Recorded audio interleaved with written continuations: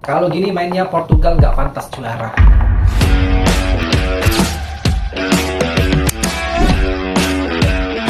Portugal secara dramatis menang 2-1 dari Kroasia. Tapi kalau kayak gini mainnya, apa mungkin sampai final? Ada beberapa hal yang menarik untuk dibahas, guys. Yang pertama itu serangan Portugal di 15 menit awal ya. Di 15 menit awal ini Portugal mainnya bagus ya. Kreatif, lebih hidup. Bahkan ada peluang emas dari Bruno Fernandes, tapi sayang nggak gol. Kalau Ronaldo yang dapat peluangnya itu dan nggak gol, waduh udahlah. Bakal habis dirujak sama netizen. Udah tua lah, pensiun aja lah. Artinya 15 menit awal Portugal mainnya enak lah ya. Bagus, kreatif untuk ditonton. Tapi lucunya ya cuma 15 menit doang. Setelah itu balik lagi dah, mainnya monoton dan aneh kayak pas lawan Kongo. Muter-muter aja di tengah. Poin kedua, Vitinha. Ini Vitinha sebenarnya bagus ya, menguasai bola. Tapi kayak nggak ada visinya. Cuma muter-muter aja di tengah. Padahal labelnya pemain bintang, tapi kok kreativitasnya kurang ya. Nggak variatif mainnya. Dibandingkan sama Luka Modric yang udah umur 40 tahun, Modric jauh lebih kreatif, lebih berani, passing, kasih umpan terobosan, umpan long. Kalau Vitinha kayak nggak ada tujuannya mainnya. Cuma seputaran tengah aja muter-muter. Nah, gara-gara Vitinha ini, Bruno Fernandes juga jadi mainnya jelek. Bruno Fernandes mati kutu di pertandingan melawan Kroasia, guys. Tapi menurut aku ini nggak salahnya Bruno sih. Dia kan gelandang serang ya. Masalahnya bola nggak ada yang mengalir ke dia. Vitinha, João Neves lebih suka menggiring bola ke pinggir, sudut kiri, sudut kanan, terus balik lagi back pass ke belakang.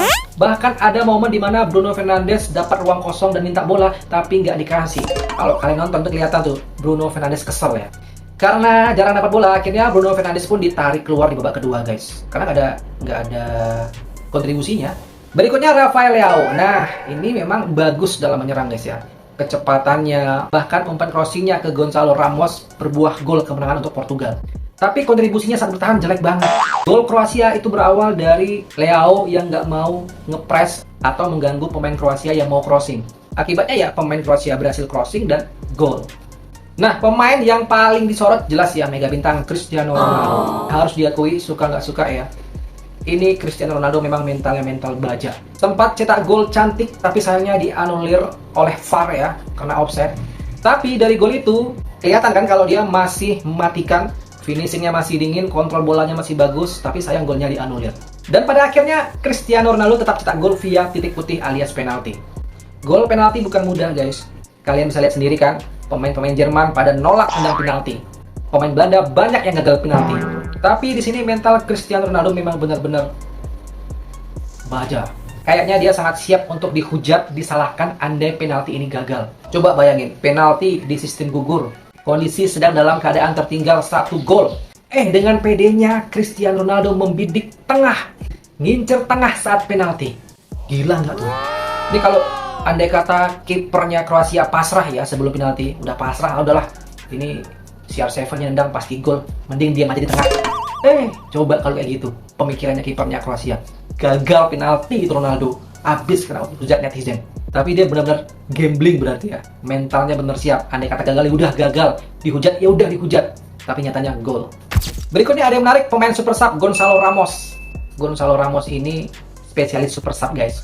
Memang ada pemain-pemain yang kayak model gini nih. Walaupun sempat duet sebentar dengan Cristiano Ronaldo, tapi akhirnya CR7 ditarik keluar, digantikan sama Ruben Neves kalau nggak salah. Tapi sebuah momen membuktikan kalau Ramos ini memang super sub. Dikawal 2 pemain, dia masih bisa heading, masih bisa nyundul, dan berbuah gol kemenangan untuk Portugal. PR Portugal sebenarnya ada di gelandangnya nih. Nggak tahu kenapa, apakah ini strategi pelatihnya, atau memang gelandangnya kurang kreatif aja nih.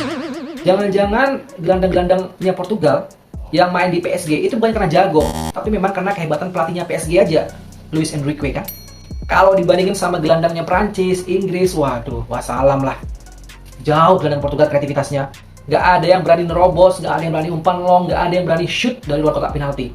Bahkan masih kalah nih dibandingkan dengan gelandangnya Capo Verde. Ya mudah-mudahan Bruno Fernandes menemukan performa terbaiknya, menunjukkan kalau dia itu raja asis Liga Inggris. Dan juga Cristiano Ronaldo menunjukkan kalau dia masih mematikan finishingnya ya.